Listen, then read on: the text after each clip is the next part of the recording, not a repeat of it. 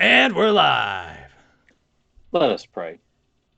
Ladies and gentlemen, we have with us today our mighty Lord and Savior, the man who entrusted the Reverend James Etoch with the Ten Commandments, which were translated into the two testaments of the Holy Bibles in this community here.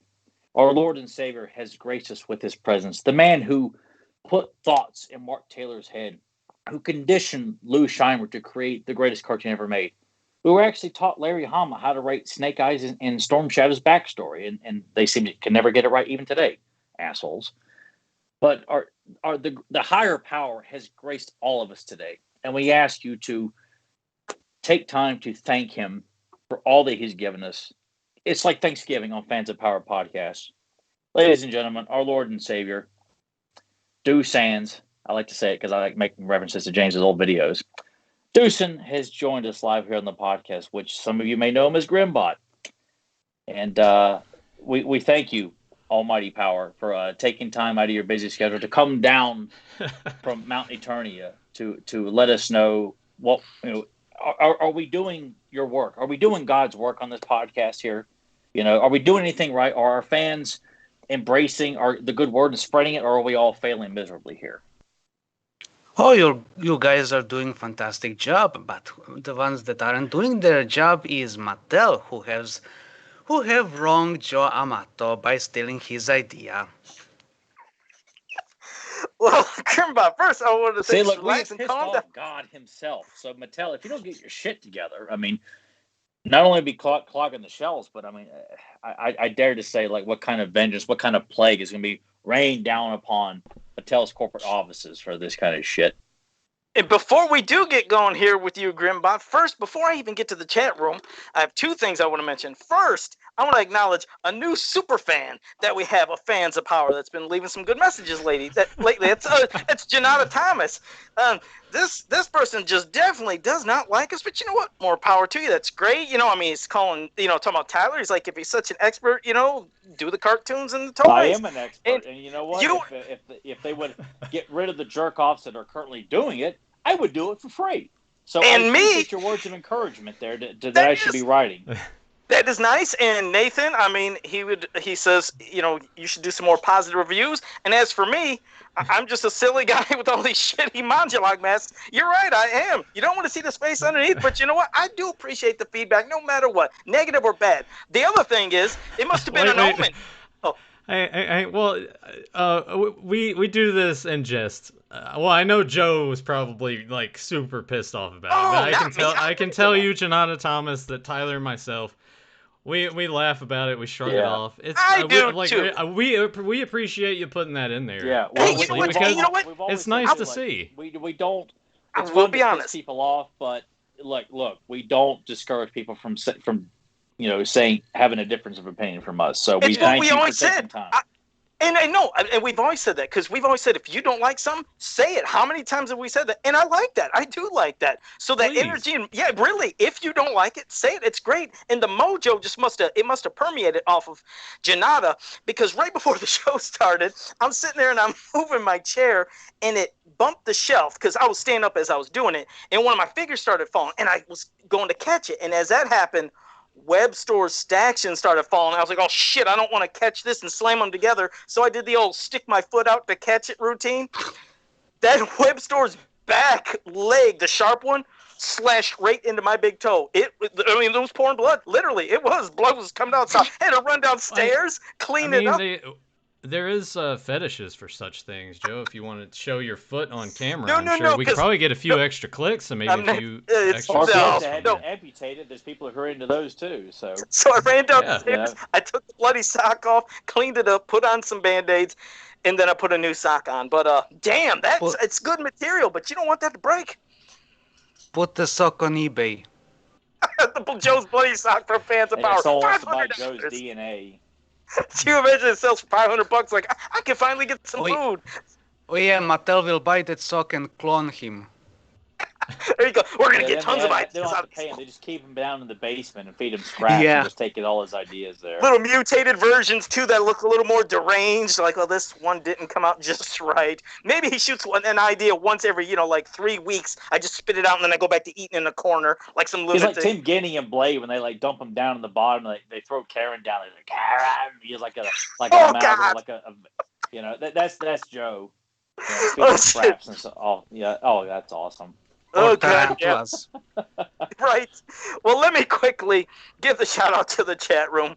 JSP, Michael Purvis, oh wait, Jesus Christ, I almost said Grimbot. I was Lord and Savior here, Joe. I was talking to Tyler about that before I even brought him into the call. I was like, he's in the chat room. I'm like, he knows he's on the show tonight, right? He didn't forget about us. And it's bad that I called them out.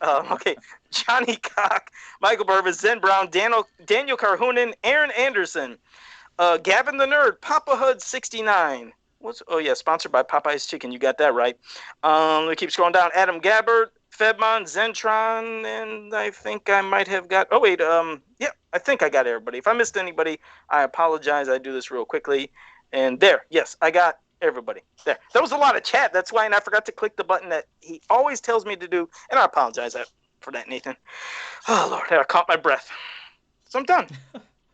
So now. Oh well, all right. Well, yeah. Well, Joe's losing blood, guys. We gotta speed this I'm up. lighter than this mask now. What were you saying, Grimpot? You're talking about like it shows after I'm losing the blood.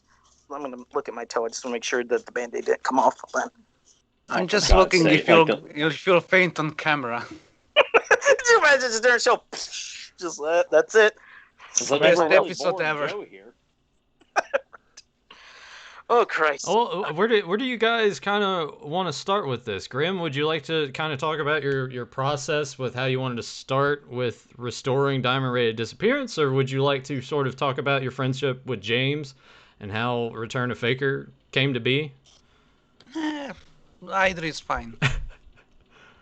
Well, what do you guys want to start with? Well, I will say, you gotta poke and prod his it's been brain. so long, and honestly, it's overdue since Dušan was on here last. Like we should have had him on a long time ago again.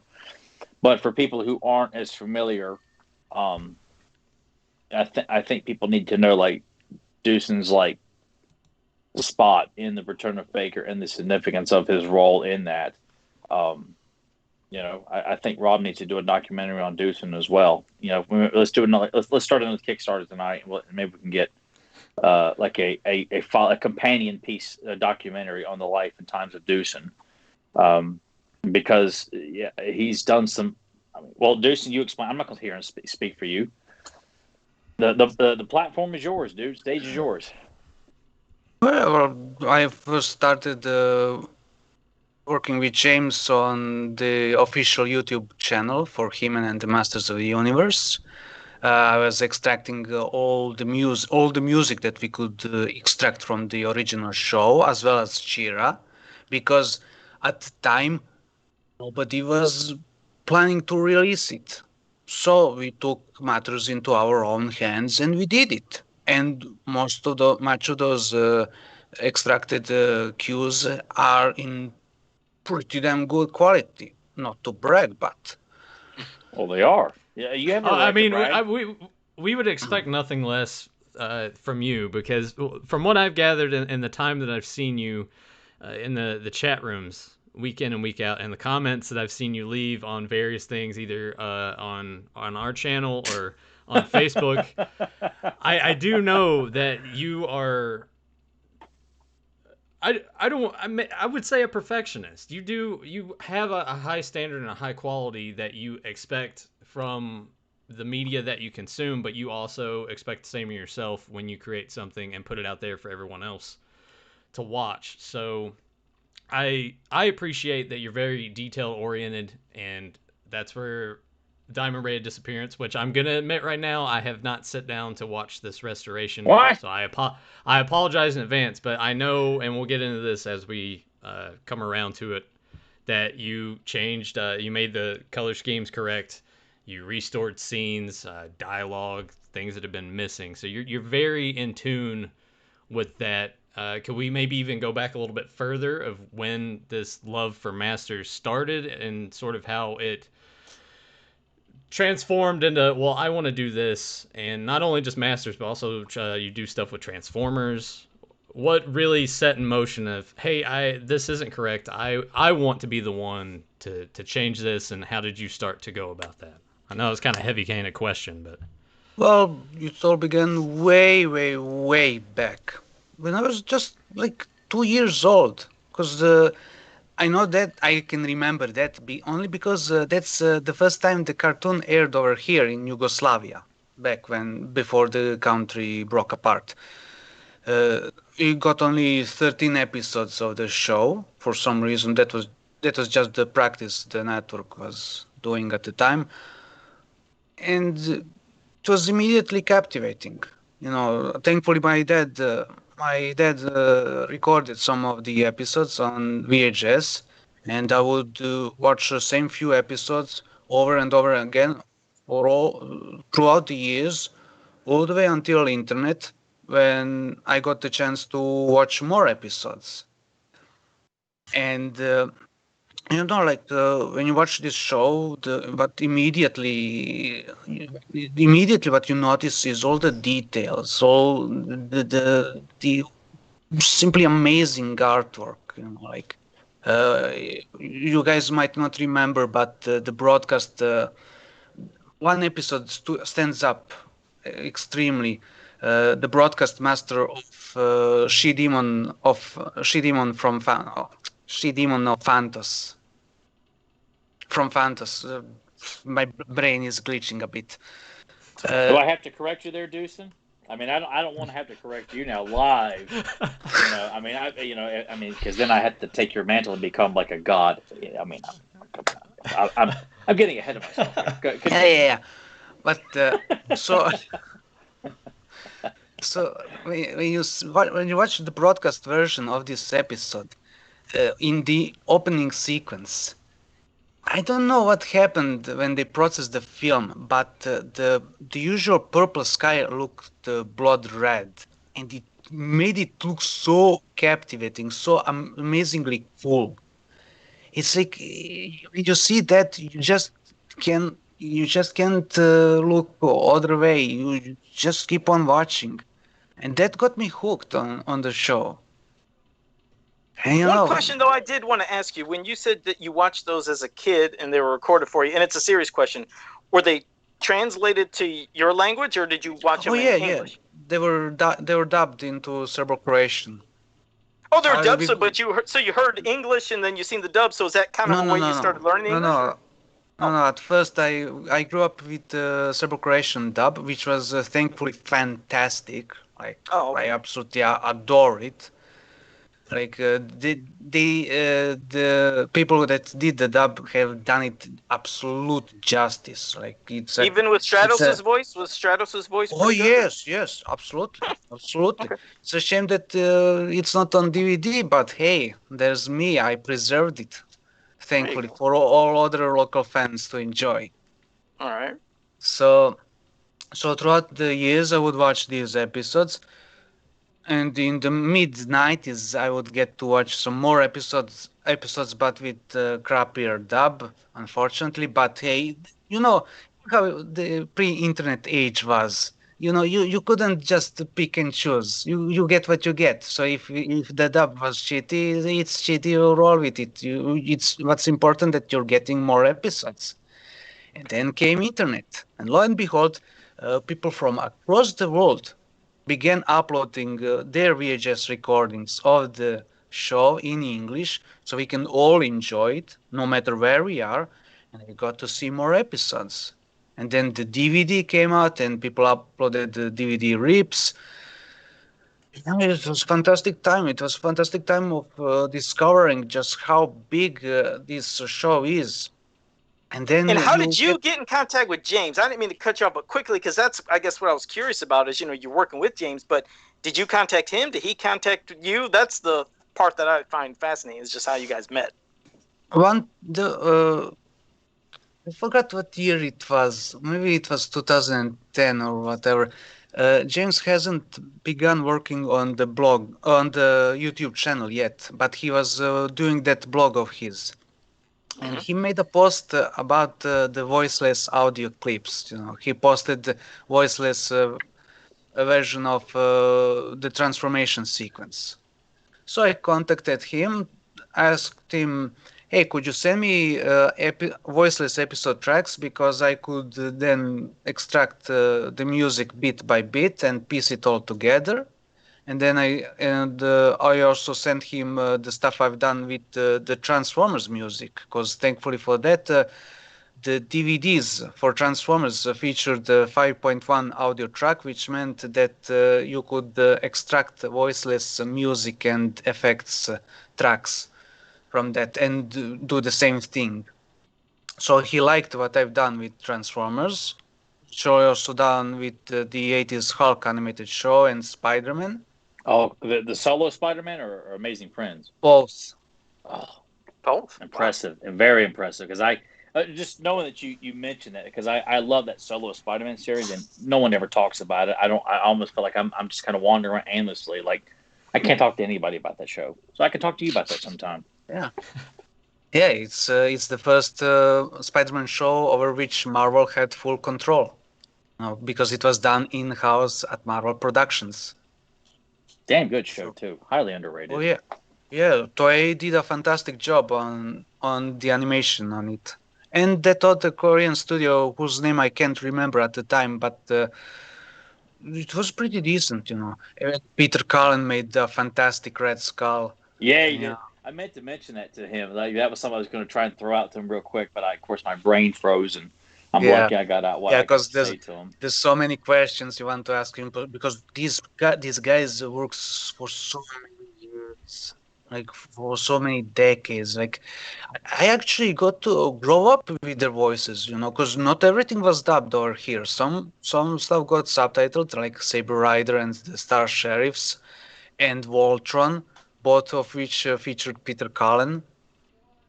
It's like, it's amazing the work that those people have done. I've often wondered too, with like people across the world who, obviously outside of like England, and like various, like maybe Scotland and things like that too, but like other countries, that English is not the native language, and just to know people from other countries became so embedded in this mythology, in this animated series, the toys, the comics, just like we are, and then to discover how people here in America saw it, and like there's still a great appreciation for that. Like I would feel like I'd have a hard time adapting and enjoying the native language of a series that was, like if I was enjoying anime or something, which I don't, but like I feel like I would only find myself attracted to the initial like spoken language and not, the native language. I guess I could say. Like it's really cool that you. What Tyler's trying to say is he hates subtitles. He doesn't like. Oh, I don't. He hates foreign films. Well, I do hate foreign films. I don't care how it sounds. I don't care how uncultured that might sound. I don't give a shit. I don't have to defend myself. This podcast is over. Flip the table.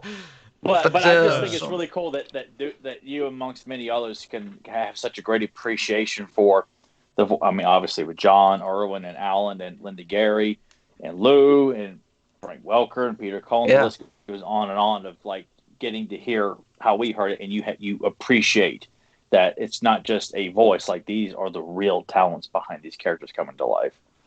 Yeah. So back to how I started working with James. So he liked the stuff that I've extracted, and he offered me to work with him on the official YouTube channel to do the same with Masters of the Universe audio tracks. And so that began. I also contributed to some other videos, like basically feedback, so to a degree quality control. He would make a video and ask me what I thought about it, if there's anything that needs to be changed. And we worked that for next couple of years. And you were, I was going to say, because you were responsible, right, for doing the first like remaster of the missing scene from Diamond Ray, correct? I've extracted I've acquired the PAL version of Greatest Adventures of All VHS release, and I digitized the whole thing, and then we used clips from that to showcase on the channel. Which Now, I thought was awesome. Sorry, go ahead, Nathan. when you're messing with the audio and extracting everything out, and since you're kind of going off of either VHS rips or other digital files, is that difficult to do? Because I would imagine like all the music cues and the voices and things, especially if voices are kind of going over top of the music, to separate that. Because I imagine there's no way that unless it was ripped from a DVD in a way that you could have everything separated, that has to be kind of difficult to just pluck certain pieces of that out, right? Of dialogue.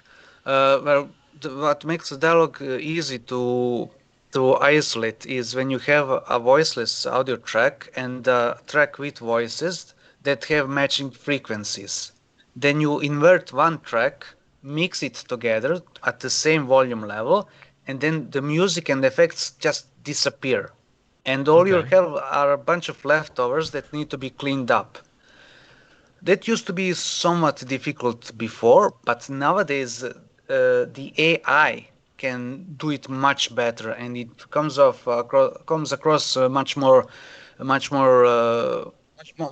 higher quality, much higher quality. That's how I was able to salvage the missing line from Diamond Ray of Disappearance when He-Man is at Castle Grayskull.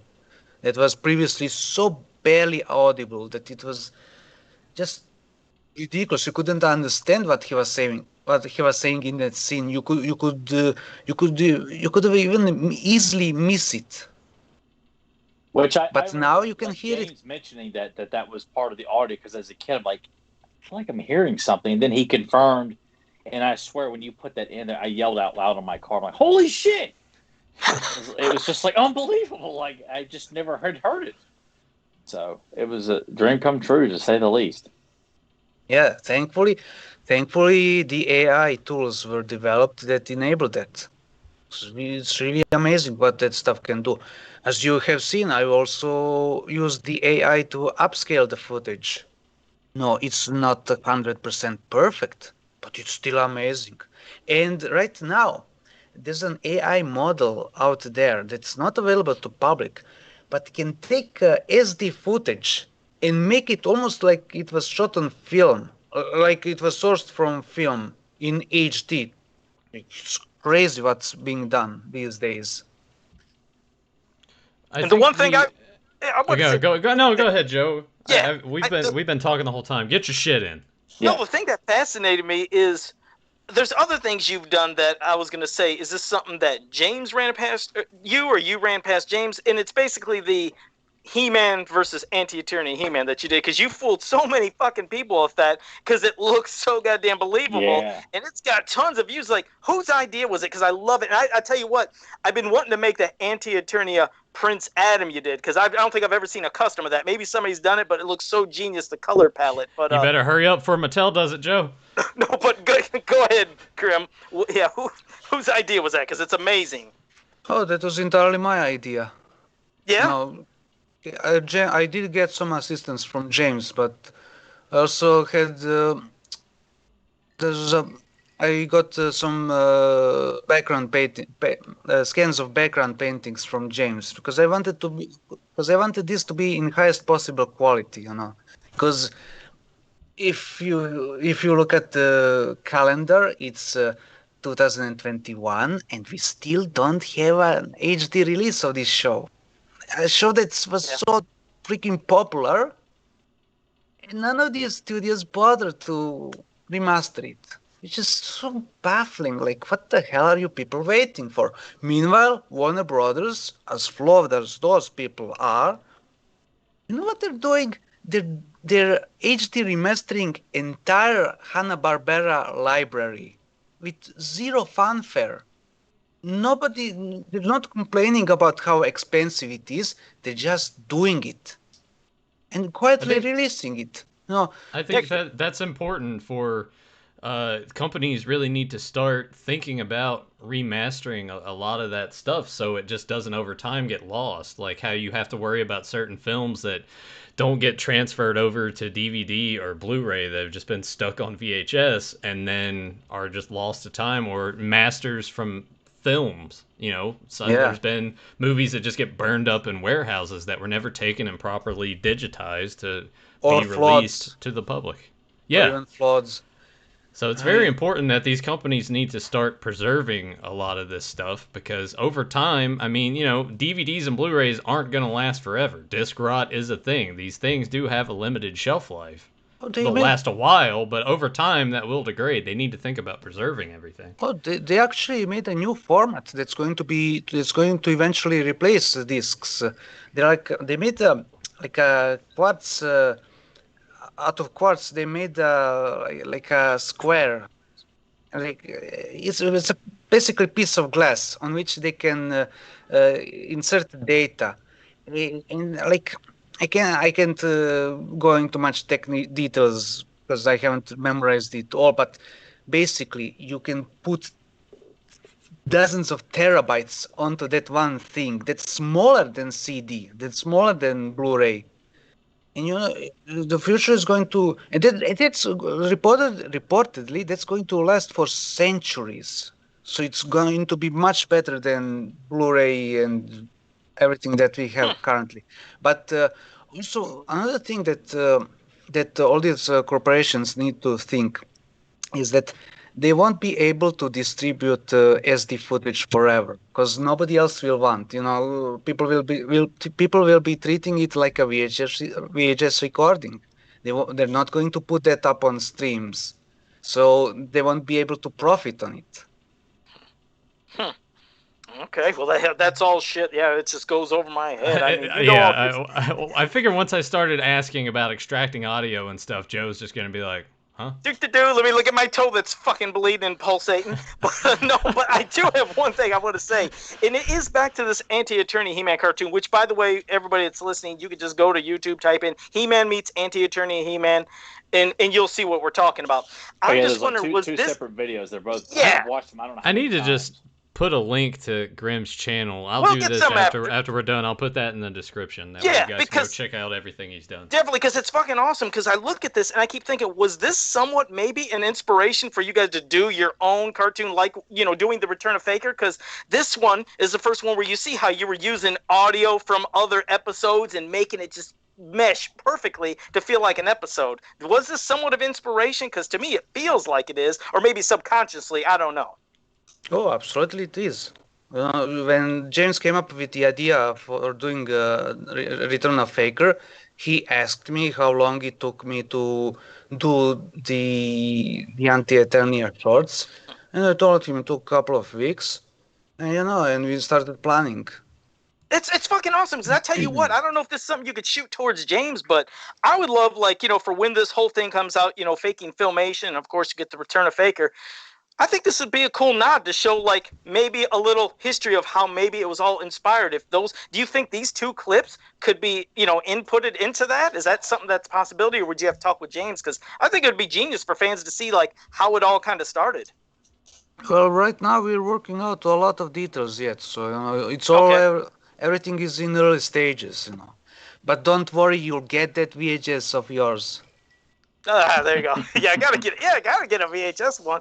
But yeah, the goddamn Diamond Ray of Disappearance, what you did, it is absolutely incredible. And I know, like you said, when we talk about how you're a perfectionist, at least how Nathan was saying that, let me just say how I found out about this. I mean, sometimes, whether it's when I'm doing a custom or if I was doing something where I did a piece of art, changing things up, and Grimbot was like, Joe, the color is not right on that because you have this absolute keen eye for every color. I'm like, what the fuck are you talking about? And you know what he told me? And I've been using Photoshop 6 or whatever the hell this is for years.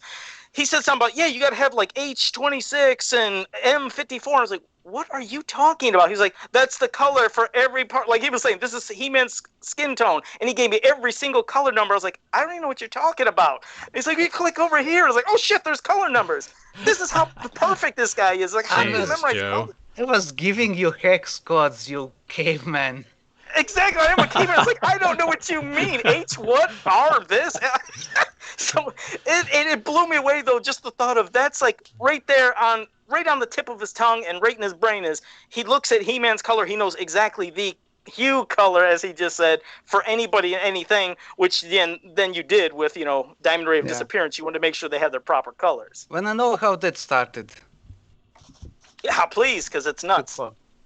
So, before we started working on the Faker short, as we were still developing the stories and such, James got the opportunity to make his book official.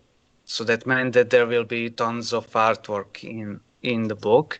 And he felt that some of the artwork should be colored rather than have a bunch of black and white lineup. So he brought me, and I tried my best to color it as close to animation cells, because you don't really get to look at these characters the way they're supposed to look. All those colors on the DVD and all the releases on VHS are not as it was shot, Right. because of different reasons. The technical issues, but also because someone thought that the Eternian sky should be blue and not green. So all things got screwed up. But so as I was working on the book, I started assembling the Filmation color chart, color by color. And by the end of the book, I had almost the whole thing assembled. So how did you do that? How the hell did you get those colors or know them? I mean, how did you know they were the right exact colors? I guess that's what I'm getting to. Oh, that was easy because thankfully the animation cells from the show are extremely widely available, more so than any other show. So people are uploading scans of the cells all the time, and I would then take the best scans and I would make bunch of samples, and then I will try to make it all consistent with one another through cross-referencing, and that's how I assembled the chart. And then we use that chart eventually to color Faker. And you did all this shit. It's amazing. And just to let you know, I'm certain. I mean, I don't ask, I don't pry or anything, but you basically do all this out of the fucking love and passion for Masters of the Universe and goodness of your heart, because this isn't something like you're doing to get money. You're just doing this to share the love, and that's incredible. I mean, when do you ever see people really do that? Yeah, first and foremost, I wanted this to look as good as possible, to look right, because well, how often do you see people actually caring to present something as it should be? People usually just slap things on and that's it. They call it a day. Yeah. Which I feel like he's done a lot with He-Man, especially like with merchandise, modern merchandise. Like the color schemes are it's like no one ever bothered. Like the Origins figures. Prime example. Yeah. Well, one thing too, I think that also sticks out that I would like you guys to sort of all talk about, because it's something that Tyler had always mentioned in passing that he picked up on, and that's about the I'm probably gonna not say this correct, but the speed. The panning speed.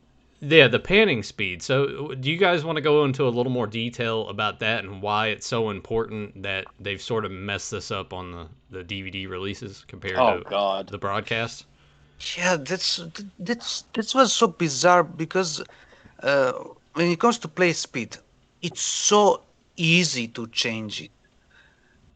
Why they didn't do it, who knows? But so in the late 90s, Hallmark took the film elements and also digital tapes from the late 80s that Filmation made. They transferred those in PAL format, not because they thought the PAL is superior. I mean, like from a technical standpoint, PAL is superior because you get bigger resolution. So it makes perfect sense to transfer it into that format and store it that way.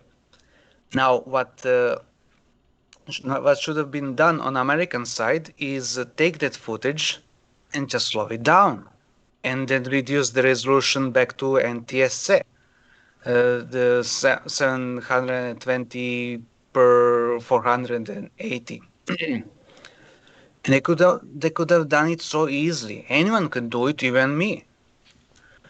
And what Could I've I done do it though? Because I'm a dipshit. I'd No. say, can No, I? Yes, yeah, you can. No, Yes, you're a you can. It's caveman, not- Joe. Which that's That's gonna have to be true, a new but- T-shirt, like Joe scratching his ass with a bloody sock, caveman.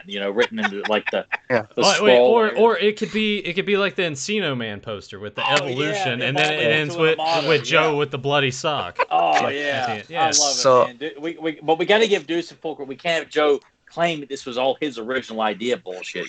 We got to make sure Deuce gets full credit for this shit. And all the artwork too that you see on the bottom left corner of your screen, that was all done by Dušan.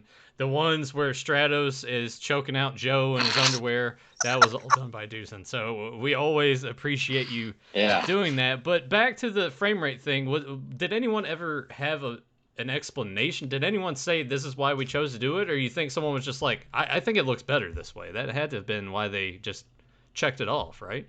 I think they were just being stupid, in all honesty. Yeah. Yeah. Because again, this is so easy. And They probably didn't even notice that much, I would imagine. No, they did. They absolutely did notice it, but they just didn't want to do it. For what reason? Who knows? But for this restoration, I didn't slow it down to NTSC speed. I wanted it to go back to the very original, and that's film. So it runs at 24 frames per second, which is pretty close to what you see on American television. On American television, you see the frame rate of 23.976 frames per second. But so that's why it's indistinguished. Can't tell the difference between the two. Can I ask you So- something about the speed? I mean, it might be a separate topic, but like It back in has the day nothing for to me, do with the drug, Joe. yeah, it's not that kind. Yeah, not that kind of speed, Joe.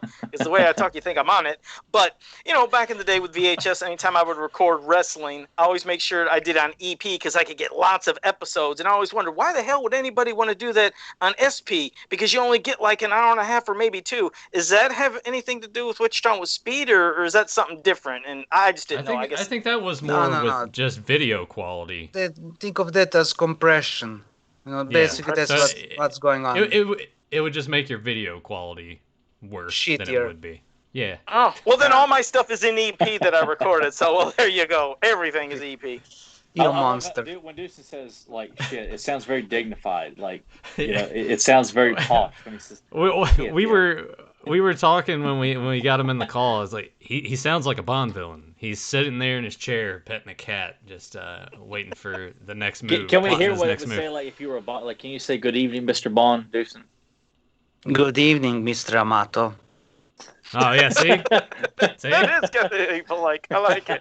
Oh, right, that's awesome, man. Well, Daniel Craig, I think he's found his new foil in the next. Have to scrap whatever they've done and then just have Deuce go in and remaster and re-edit the film. They can't scrap that. They spent way too much money on it, and they've pushed it back and pushed it back. They got to get that motherfucker out there to make the money back on that. And then Daniel Craig is done. So I nominate Joe to be the next James Bond, and Deuce can be the villain. And we'll shoot it on VHS, and we'll make sure that it's recorded at EP. the EP. That way we can have a shittier compression rate, and it'll just look really. And then a bad. few years later, for the special edition, we'll have Deuce remaster the whole damn thing. Hey! You can see make the it look right. yeah, you can see the texture in Joe's bloody sock. Like, wow, those things are really cheap. Man, they spared no expense on this piece of shit. Well, we'll pass it back to you, Krim. Go ahead. What was the question? There wouldn't. Joe's like, all right, Dušan, take it away. Just keep talking there. Just do what you do. Just say something, anything at all. I think where you left off was you were talking about the actual speed of how the animation was or how it looked. Yeah, I wanted to go to the very original, because for American broadcast the footage would be slowed down a little bit, but for the PAL region, it would be sped up to 25 frames per second, which is a much noticeable difference. That's why when I think it was a small little fad that happened. I know that Peter Jackson filmed the Hobbit sequels a certain way where the speed was increased, so when you're watching it on there, it looks slightly different. And Yeah, that it confused a lot of people because they're watching and they're like, I look like I'm watching a Hispanic soap opera or something because it's just yeah, the way that the frames work. And TVs do the same thing. There's a lot yeah. of TVs that That's how the soap operas were shot. They were shot at higher yeah. frame rate, but the play speed is the same. It's not different. Usually what you see with soap opera is that it runs at 60 frame per second. It's And really weird Jackson, how they do all that because yeah. I know Joe and Tyler probably don't really even think about that as much, but just Oh, they would notice it. There's a version of Total Recall. If they see the version where they artificially increased frame rate, they would go, "Why the fuck is this all of a sudden looking so cheap?" yeah. It really looks so weird. I've seen display TVs in like Target and Walmart that if the TV is set a certain way, when you're watching it, the way things it just looks I've often so wondered odd about and that too, and strange. it really threw me off because they would be playing the movie that I had seen. I'm like, why is this stuff like shit right now? Like it's Yeah. not moving. And of course, I'm not going to pretend to be tech based. I'm not. Nathan's always been more tech based, and Dušan Oh obviously yeah. is. You know, That's why I'm glad I got to ask him all these questions Yeah. about audio extraction and all that because it is interesting to me. But yeah, Tyler's pretty stupid to the whole thing. I know. I make no bones about. I am very like I'm a caveman when it comes to Yeah. that stuff. I'm not going to pretend to like. Oh, so and just use frame rate and just repeat the question as if like I know what the fuck he's talking about. I had to walk Tyler through so many things on his family computer at his mom's house. Like I would be like, "Hey man, I got the MAME emulator. I got some arcade games here." I'd have to walk him through every single little process. Now you click on this, and then you click on this, and that's how you get that. And it's like I was trying to explain to Joe on yesterday's episode when we had all the I wasn't even shit at the listening when you talking beginning. about the audio. I took off my headphones. I ran. I found this one. You're like, Yeah. Joe, it has nothing to do with that. And he's like, he's nothing. gone. It's got nothing to do with you. And then I'm trying to explain to Joe. I'm like, well, this is what happens when I tried to import these sources here, and then I had to make sure that our audio was all on this track together because if it's not and this is unclicked, then no one can hear you. And he's like, I don't know. I'm hungry. Yeah. So confused. My toe. Oh, like Ninja Turtles, like my toe. That would be another one. Have Joe yeah. holding his toe like on a It was like pizza airboards box in the sewer, or he's like pizza box, or would anybody get these jokes we do on this podcast? I feel like if you play Turtles in Time and you're in the sewer level, the sewer surfing, and then you hit the I play the balls game. in the water. I And he played the hops up game. and I down. know. Yeah. Well, I'm sorry, Graham. well, I meant we for know like we're everybody talking out about there. everyone. Yeah. We know don't have to you worry know about you know all. You know created all this stuff so, anyway. I mean, you yeah. gave Eastman and Laird the idea for Turtles. I mean, we know who the hell you are and what you've done. You don't qualify in this conversation. People in the chat room, people who listen to this 3 years down the road and say we're all negative assholes. It's those people we're talking about. Well, they're not the target audience. True. Yeah. What would you say is our target audience, Dušan? Real fans Look who at that. who won't shut off their brain under no circumstances. Speaking of shutting off brains, I got to mention something at least about Diamond Ray disappearance that you did. Again, fantastic, adding in the scenes that was missing, all the right colors. Now, did you ever think, because, I was expecting, well, since you were doing this, not only are you bringing back stuff that was missing from some things, but also in the cartoon itself, there was always things that there might have been something that was wrong with the color. And I thought, you know what? I'm going to watch this, and I know Grimbot's going to do it justice. I know he's going to figure, you know what? I'm going to make this even better by fixing something. But you didn't. You let me down. It's the scene with Orko. It's the part where the Diamond Ray makes Zoar disappear, and you see Man-at-Arms look shocked, and then Orko kind of shocked, and you see him from almost kind of like mid-level up, and you see his O. It was never colored in, and you still didn't fucking color it in. Why didn't you fill in that O? It would have made it perfect. Now I'm going to have 10 more years of freaking out until you fix that part. Did you realize you didn't color that in? God damn. Yeah. Here's the thing, because this was the first episode that was made, There's a lot of animation errors. Really, Yeah, really because unusual. I there was something else I noticed, and I'm like, I get why he didn't do it. Like the shot when Skeletor holds up the dimer in his palm and his nose is colored yellow instead of black.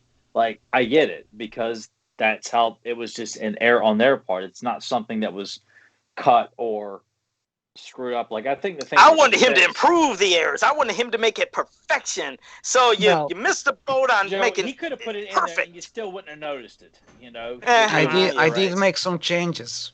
You know, he may no longer cuts his face when he's running with the sword. Oh, I didn't even pay attention to that. Nope, I didn't. Did you know Van was holding his mace at Castle Grayskull at the end of it? I never noticed that until he remastered this. Well, the thing I did notice was why couldn't he have at least edited out? Did you notice? Did you notice? I ain't noticed shit. I did notice Shadow should have been edited out. It's like, oh, he did a great job. He flies in, makes the cape go around. Steamrolls over, ignoring him to pimp his. Like, we got to get a Strato Slam in here. Oh, I hated it. I was like, why did you have to pop up out of nowhere? And then he does that silly, stupid thing to take care of Evelyn. It's bullshit. Wraps her up with her own cape. I thought it was silly. But no, I did like all the stuff that you did. All the additions and adding the voices so we could hear it clear. And just the cleanness of this is just fantastic. And again, how long did that take you? Because that had to be a while, I'd say. Oh, about a week and a half. Week and a half. Are you being sarcastic, or it really wasn't? No, I mean, you already know that he doesn't sleep at all. He's up at all hours of the day, so he just you can get shit done quick when you never sleep. No, thing is that today's technology makes it easier easier as the more it advances. That's very true. I had you messaged me. This was probably a couple months ago, and you're like, how good is your computer? I'm like, well, it's kind of old. And he's like, well, I bet mine's way older. And I'm like, well, what do you got? And you were still running, what was it? Was it Windows XP? 7. Windows 7. Yeah. But I was like, well, you're still ahead of Joe, because Joe's probably still running Windows 95. I thought you asked me that before. How do I find out what my Windows is? And then oh, God. Joe, you could said that too. I know you could easily click on the computer icon on your desktop, or right click on it and then click on properties, and that would probably tell you. Okay, I'll do that while you guys are talking. In the older versions of Windows, you could just click on the start menu and it would just have it there on the side. Now he'll say that he's running Commodore 64, copyright Microsoft 1984. Yeah. Can I one more thing, not to sidetrack everything? What is the computer's icon? I mean, what is that thing? Oh, down in the far corner to the left side of the screen. No. The thing that looks like a computer, Joe. You don't have a computer icon on your desktop? Then you probably have something a little bit newer. He's lost. He's okay, yeah, go. Sorry, I'm looking, I don't see it. And then when I clicked properties, or that start button over there, it brought up things, and it says like Photoshop 7 and photos, but I don't see where it said what I have. Okay, I didn't mean to sidetrack everything. I just don't know what I have. All right, go ahead. Nathan, yes. See what the minimal requirements are for Photoshop 7. Minimum requirements for Photoshop 7 are. It should tell you what he's running. Oh no, I don't see anything. Let's see. On Windows, you'll need a Pentium 3 or 4 running Windows 98 ME, NT, 2000, or XP. So yeah, he's anywhere in that range. Okay. Shocker. I'm gonna go with Windows 2000 because that one was sort of an odd one. So I think that's probably what Joe's rocking. Yeah. I'm sorry, I sidetracked the conversation. I just was really trying tonight. You're good. Any time we can take advantage to talk about your old fucking shit that you're never gonna replace. He's gonna be like, my laptop's busted. We can't do the show, and then I'll be like, all right, Joe, it'll be there to your house on Tuesday. Are you saying that almost I can't afford my own laptop there, Nathan? They don't be sending me anything. Send a little wallet with a gift certificate and some cash in it. And... No, don't do it. I'm gonna get I'll figure it out. But besides, Trey, you and your impact money. Hey man, can I get a new computer? And a car. in the car and everything. Well, the Diamond Ray Wait, disappeared. did we ever get a follow up, Joe, to the car? You said you're getting that looked at. What they say? Tomorrow morning I'm gonna. Well, like I said, I've been tying it with the rope. The one person had an estimate of $280. I was like, that's just too much. It's ridiculous. So I did some looking around, found one place, and a guy says he could do it all for $100. I was like, okay, well, at least I think I can handle that with credit cards. Is it like a guy who sells T-shirts, downtown or something? No, like that? it's the guy at the dumpster behind the Popeyes when he went by there to get his chicken meal the other week. He said, "Hey, yeah, I could do that for $100." Oh yeah, Joe's gonna go and his car's just gonna be up on cinder blocks. I'll come back Everything's and gonna be gone. gone. But no, he's going to do that. I got to take it there at 7 o'clock in the morning. He said he'll have it fixed tomorrow, so it's great. Because, yeah, that rope and me holding the door frame, because I have to roll down the window and the door frame to the top of the car, I'm like gripping it as I'm driving. And it's just ridiculous. The shit I've been going through for about 2 weeks. Didn't you crash? You don't get on any like major highways where you have to go like not 55, right? This happened, but I mean, there's still the main roads, and I always Can you just see Joe just like it's like 60 miles an hour. He's holding on for dear life. Not today.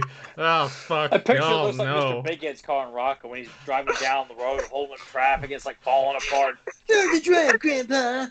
And that's the thing that sucks. Is anytime I hit a pothole, and there's many of them around here, that's when the door pops off, and then it goes because it's giving the alert that it's not shut, and then I have to hold it harder. Like the bottom comes in, it's like scraping against the road, and sparks are flying up all over the place. Oh god! The door swings open. Joe's like flying out the door, like oh god. It's exactly why I put the rope, because if it does open, it's like, well, at least it won't go all the way out, but I do have to still hold, and it's ridiculous. So what do yeah, people do when they drive past you? Chick, in that car of yours there, Joe? No, but here's the thing about that is the rope. No, when Joe walks in through the parking lot, he picks out one of the nicest cars. So if he's like gonna take her out there, hey, this is my car, and he's like sitting on it and shit, and then the person shows up, is like, hey man, why are you sitting on my car, you hobo? Oh, I didn't know. And then he like starts to see spit shines it and starts, Shit, well, the guy gets $10 so Joe can maintain his dignity and get a free He probably meal. would do that. Here, $10, just go away, and then Joe's like, all right. I was hoping that I could find a rope that when I went to Dollar Tree that was black, I could only find yellow. God.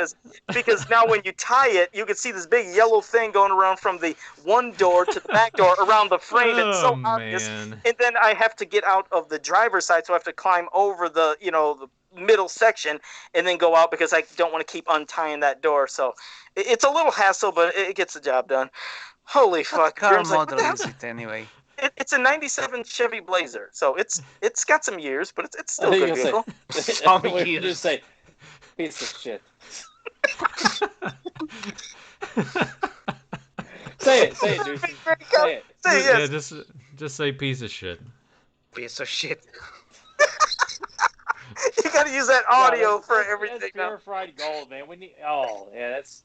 If we could just like take that audio clip and just play it anytime we just like are calling out. I need to actually, because there is a way to do it. I can set up a little soundboard on here and finagle it in a way that I can just push and play something, and you guys would hear it too. I think.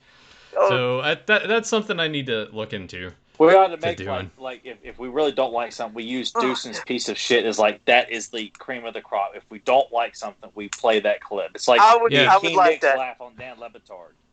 Yeah. I'd be for that. Certain that's like the highest level of Joe. you can get. So See, you got to be a part of our side rants there. That's always good. I hope you get it fixed. I really hope that works. He said it would be 100 and he could fix it tomorrow, so hopefully it will.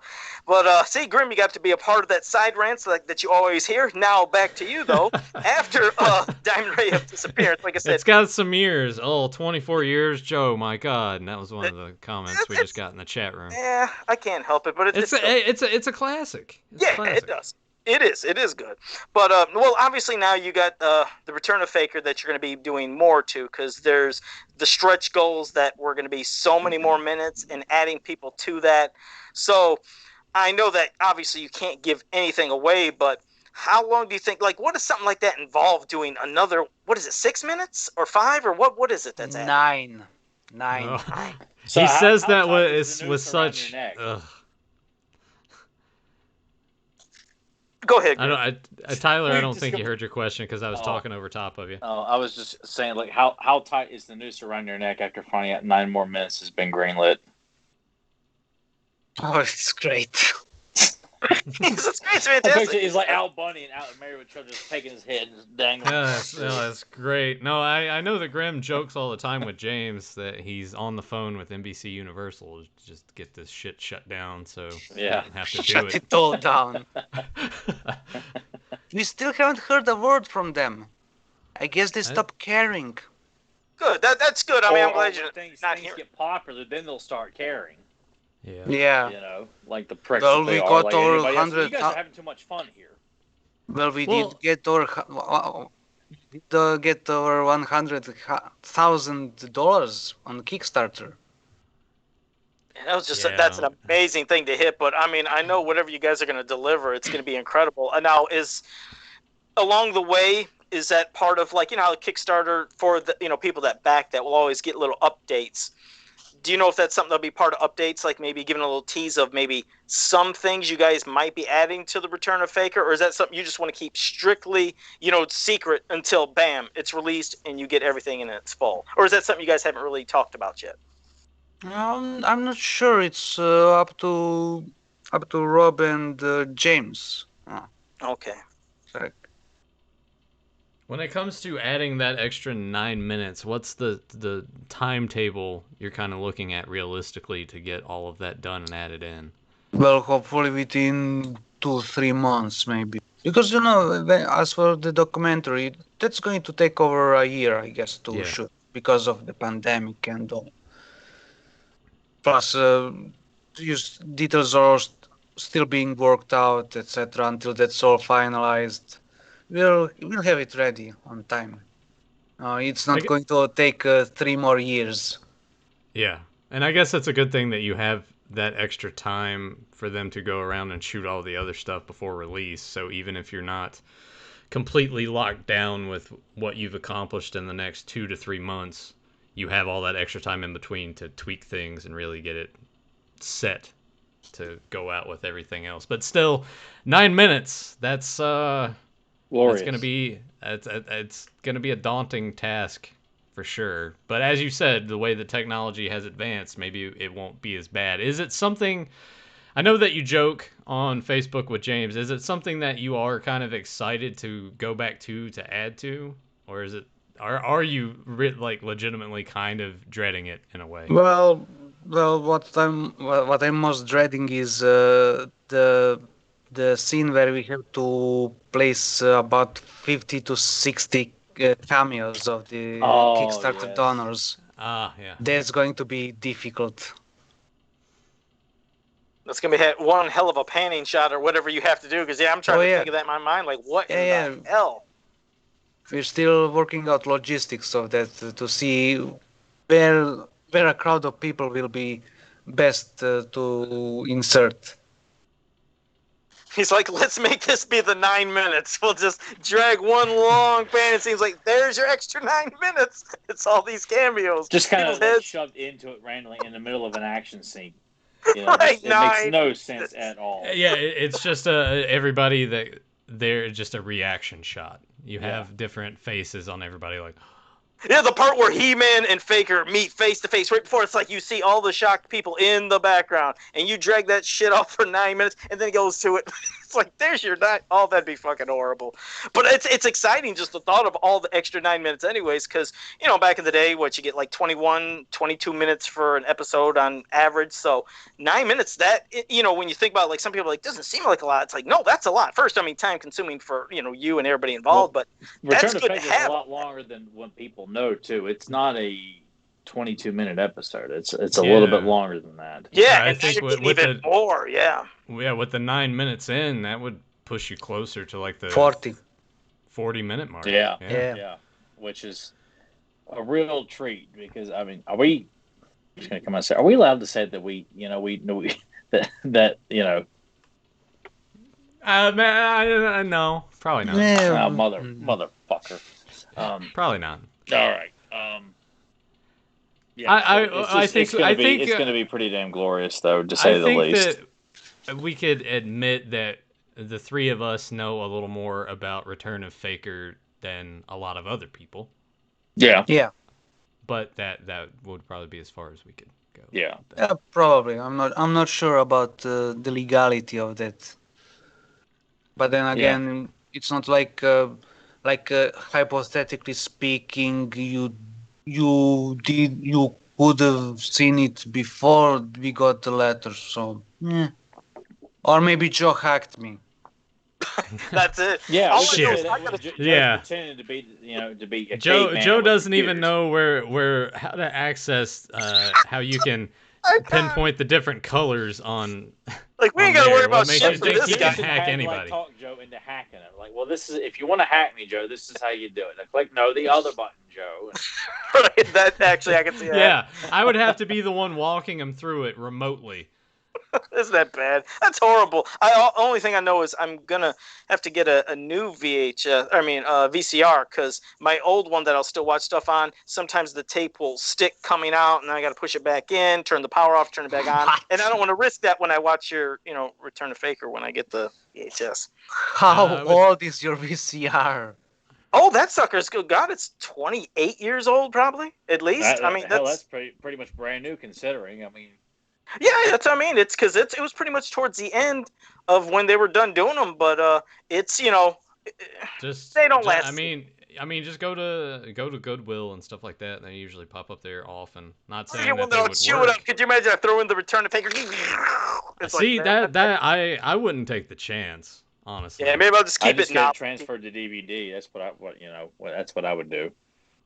Yeah, it'll be fun to have. So yeah, it might be just an item to keep. You could always buy a used VCR and get it to a repair shop to have it checked. Yeah, which is scary. There was one I had back in the day where there was somebody that would always try to fix it, and they said, okay, we fixed it. And we come home, and the next day did the same thing, and they would always charge $35 to so-called look at, fix, and repair.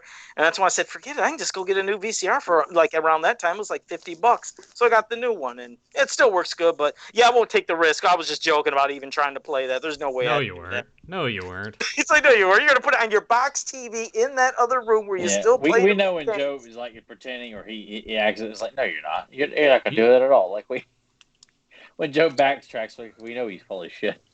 And I will take a picture of that. I'll have somebody take a picture of me watching it on the old box set, just like it should be back in the days. Nothing beats that though.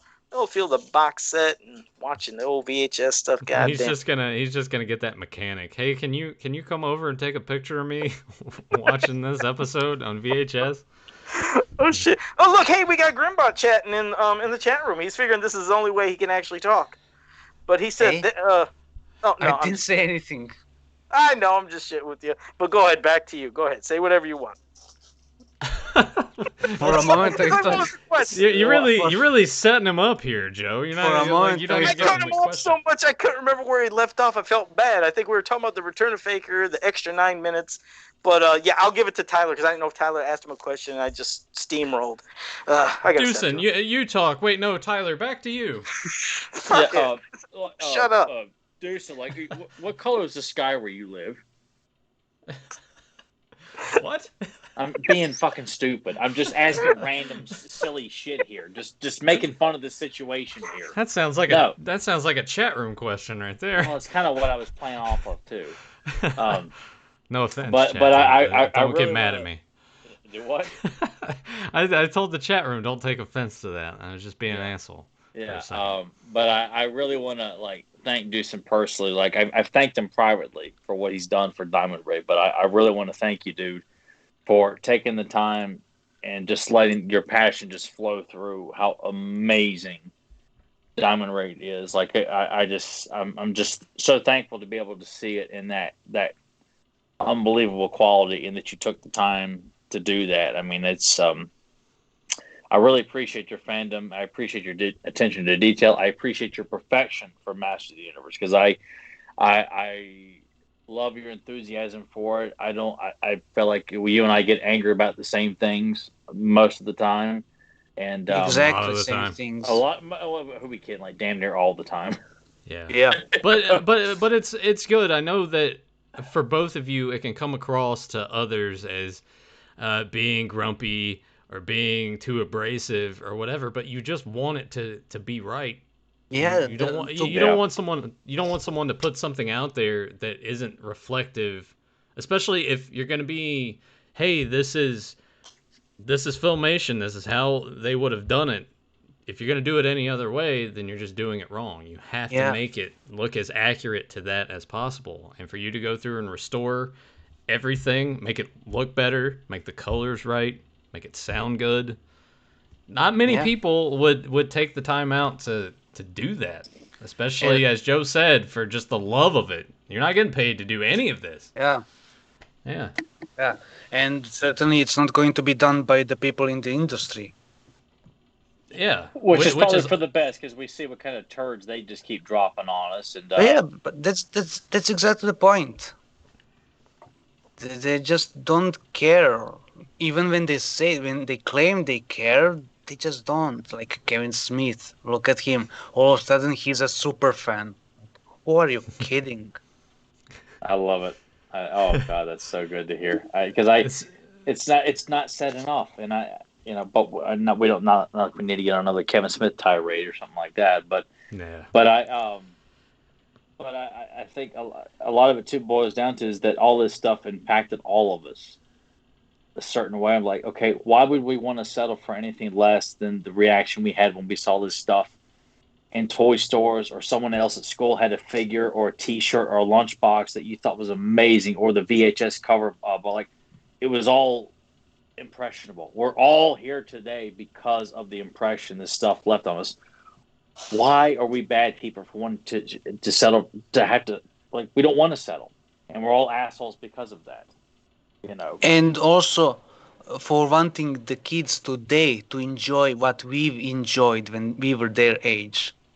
No, it's not just about us. We're not selfish. We want kids today to have the same stuff that we had. So if that's bad, super. Yeah, I'm unapologetic. Like I never want to harm anybody or hurt anybody's feelings, but I'm like, my passion, like, I'm not going to apologize if people don't like it.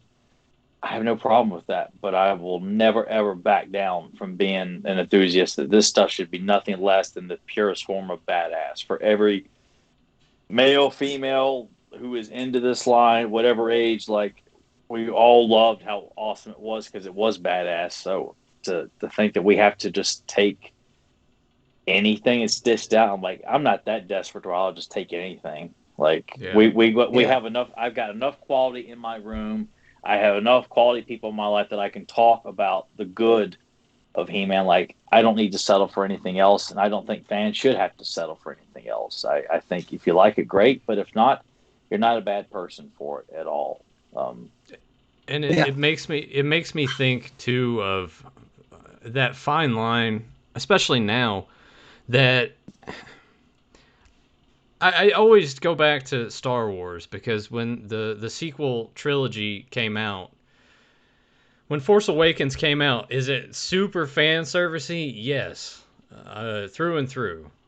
The movies that came after it, they really fucked it up. There's no admitting that. There are people that like it. Once again, you like it, that's cool. I think that if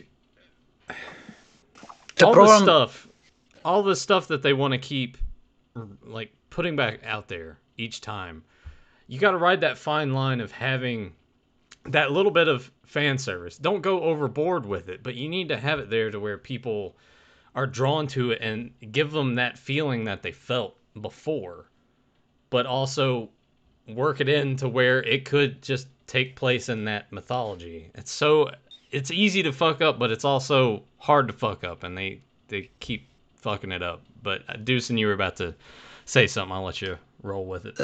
The problem arises when people people are certainly allowed to like something that's of bad quality, etc. But the moment they start going around and saying how this is the way this franchise should be, this is actually the best, you guys are haters, sexists, Nazis, all sorts of horrible things, then arguments are going to erupt, and nothing good comes out of that.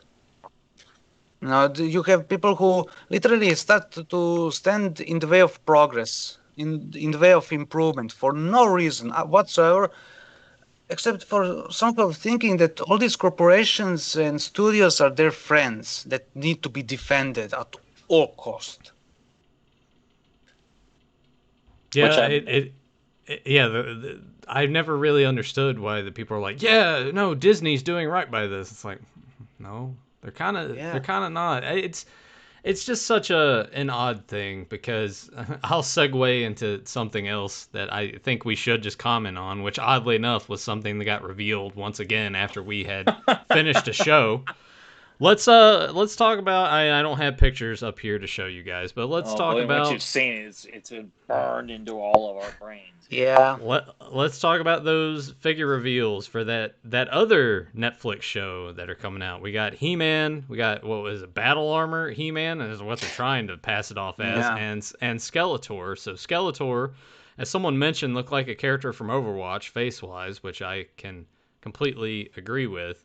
But I told Tyler, and he disagreed with me. I was like, the aesthetic of these look like something that would appeal more to kids today, as opposed to like the Origins line or the Revelation figures that are going to be on the shelves. I was like, if a little kid's walking down the aisle, I think that would grab their attention more.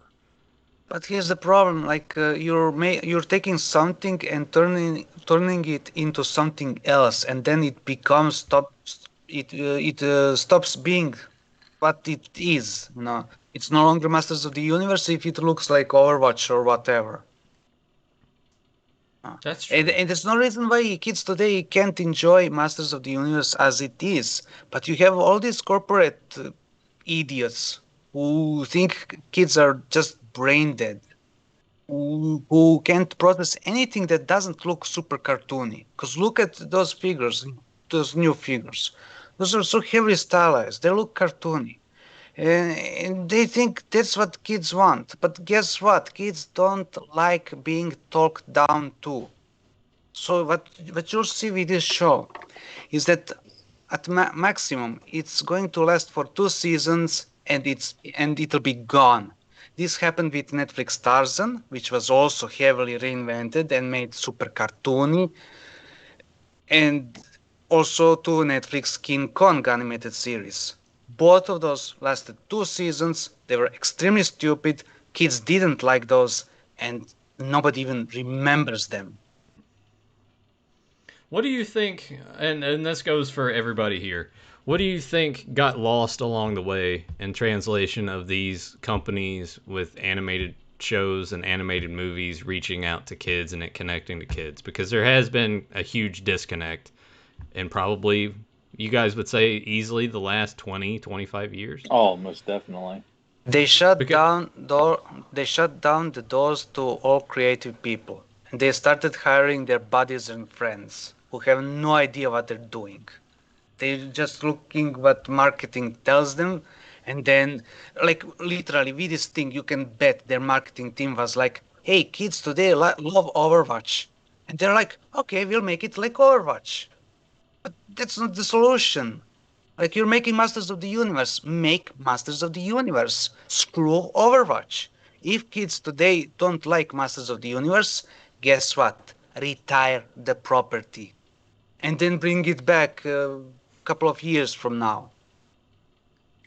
I mean, for people to act like kids don't like old stuff or stuff that we grew up on, I mean, it's always going back to the prime example. Have they reinvented the look of Darth Vader to appeal to kids today? No. Kids today still know who Darth Vader is. They still have him on T-shirts and lunchboxes and various other apparel and memorabilia.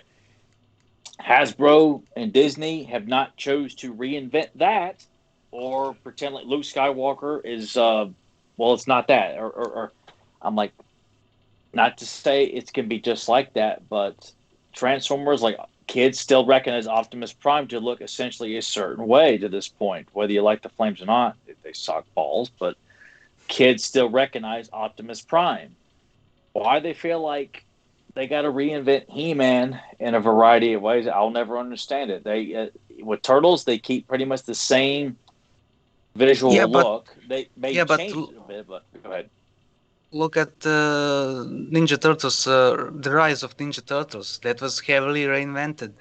No, But that was the first time that they kind of did that. I don't know Yeah, why but they did, and it kind of proved it. That I think that was easily amongst most people sort of the one that a lot were just like, no, Yeah. what are you? yeah, the previous show, the CGI show, was the first step towards such change, towards such change. So you can bet that the next show is going to be even worse because that's how it happens with these things. They get reinvented more and more and more, and they get farther and farther away from what they're supposed to be. And it's so ridiculous because when you look at the past, all the way until the 90s, consistency was amazing. You know, Peter Parker looked like Peter Parker, Spider-Man was Mm-hmm. Spider-Man, Batman was Batman. You could nothing was being heavily reinvented to the point of unrecognizability. But then during the 90s, corporate mentality started taking over, and all the creativity began to be sucked out of the entertainment. Then came 2000s, corporations started ruling over it, over ruling over the to dominate over the entertainment industry, and it's all about the merchandise. Why must Optimus Prime keep on getting new looks? Because to make new toys, people already have Generation One Optimus Prime, so here's a new and improved Optimus Prime, who looks nothing like the Generation One Optimus Prime, but that, and over time it just keeps getting worse. Like And even people look, getting involved that like I worry that Seth Rogen is attached to the next incarnation of Ninja Turtles. And like, oh my God, Kevin Smith's getting involved. He-Man, Seth Rogen's getting involved with Turtles. Like Chris Pratt's going to get involved with new GI Joe. He's going to play a rambunctious Duke. Who I likes hope to so. stick a mop I between his legs and pretend. I hope so. Just hey, to piss you off, I hope that happens. have you heard that Snake Eyes is going to talk in the new movie? Oh yes, I saw Oh that yeah, from the producer yeah. and the director because they want to do something different. Wow. Grib, were you here for our show that we did yesterday? Yeah. I think I didn't. Did Tyler, you I guys thought you mention brief. it? I think I Tyler mentioned that quickly. talked Yeah, about it. yeah. Just You're Oh, yeah. spacing out like Joe over there. I think Joe fell asleep. No, I'm here. I'm letting you guys go. This is your thing. You know me. I have zero to add to the conversation on that. Well, I mean, we talk about this a lot. I'm sorry if this aspect of the show has been a huge turnoff for a lot of people, because we keep coming back to this, and I think that we come back to this a lot when we have a guest on, because I think it's important for our guests to also give their opinion in regards to how everything has changed throughout the years, because it's not us being we only like old stuff. We hate that we just keep rehashing everything. Like, come up with new ideas. When we're in the 90s, we had shit like All Real Monsters and Rocco and things that were just like, here's different elements telling different stories and doing it in a way that is creative and fun and funny. And Yeah. now it's just, well, we got to do that again. We got to do that It goes again. back to Dušan's point of like they've shut out creative people because back then at least Nickelodeon was willing to take chances and bring on all these creative people who had unique ideas. There aren't unique ideas and it's not just me being older. Like I look at what my nephew looks at, I'm like, God, this stuff looks so cheap and unoriginal and lazy looking. Like I'm not saying anything like I get why a child would really be into this. Like I look, I'm still a big kid at heart too. Like, and I can appreciate if a child is into this or that. I'm like, okay, I can look at this. I can see that, but I don't see anything today that is going to be something that a kid 15 to 20 years from now is going to look back at 2021 like, oh man, I remember waking up on Saturday mornings. I couldn't wait to binge watch this one show for like 2 hours. I was like, I could be wrong, but that lack of creativity and bringing in people who have no business working on stuff just because they're a name. Like, I don't know why they think that's the path to success. But the worst part is that the kids have no reason to get attached to any show, because why get attached when it's going to be followed by a completely different version, and then another different version, and then another different version? What sense does it make to be a fan anymore when the version that you like is going to become obsolete? Excellent point. I mean, I can agree with that, but also at the same time sort of disagree with it because it's obsolete, sure, but it's not like it completely goes away. It's still there for people to consume. Yeah, but it dies with the fandom. Yeah, I don't know. It's such a slippery slope with all this stuff. I think going back to the thing that you said in a roundabout way, they need to just sort of let some of this stuff, I don't want to say die, but just go away for a while. Like Yeah, Turtles really needs to, and Transformers just needs to go away for a little while. yeah. Retire it for a while and make like I don't know why they can't. Why if they must have a new show about giant robots that transform, just make one and say it's inspired by Transformers. No one is going to get pissed off. Yeah. Yeah, like what about the It's days of knockoffs when there were so many people who were making or releasing toy lines and other cartoons that were very similar to He-Man or similar to yeah, G.I. Joe or Transformers? Like there was a bunch of competitors that a lot of times were actually pretty damn good. And that's why I liked them is because they were like He-Man or they were like Transformers or like I still like GoBots. I liked it as a kid. I don't see it as an inferior cartoon to Transformers. Like it's more transforming robots. This is awesome. Give me more. yeah, yeah. Thundercats And is doing that. GoBots came out They before did. Transformers. They Yeah, did. it's a A shame. little bit. It was a close race, but like it's much better to have something new that's similar in nature than to take something existing and then change it to the point where it's like that you just alienate existing fans for sake of gaining new fans who may not even stick around.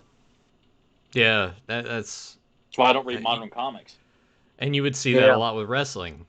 They would Yeah, try to another prime example. they would either ebb and flow with, oh well, let's go this route to try to draw in the kids again, and let's have Cena up here up top, and that's kind of honestly how they have the problems that they have now because they kept ever since the invasion angle they have kept just pushing away those diehard hardcore fans. It's like, all right, you don't like this, well we'll keep doing it that way because this person liked it, and then all those people jumped ship after the Attitude Era was over. And then what? Yeah, and What I do you feel got? like with Masters of the Universe, it seems like they don't have faith in sword and sorcery and that type of stuff. Even though this is combining also, as we know, uh, yeah, mechanics and technology and other shit.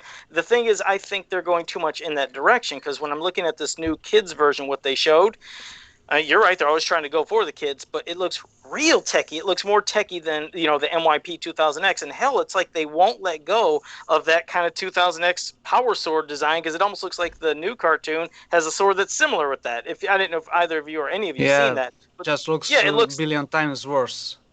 worse and bigger and thicker. But Yeah, there's they no don't. paint deco on that. Yeah, It's no just like paint one deco. Just solid color. Yep, one solid color, no paints to it, and it's again. I think they just don't think kids would be into magic, sword and sorcery, in which I know they'd love it. It's like let them use their imaginations, but they figure, well, Well, it's the age of technology and games and devices, so we got to do some tech stuff for this to keep their attention. They didn't throw in a bunch of like iPads and technical stuff in all the Harry Potter films, did they? No. Right. Look how great that was. And But- look at Lord of the Rings. Everybody loved Lord of the Rings. I don't understand it. They do love this Yeah. shit if you do it right. But here's the thing, Joe.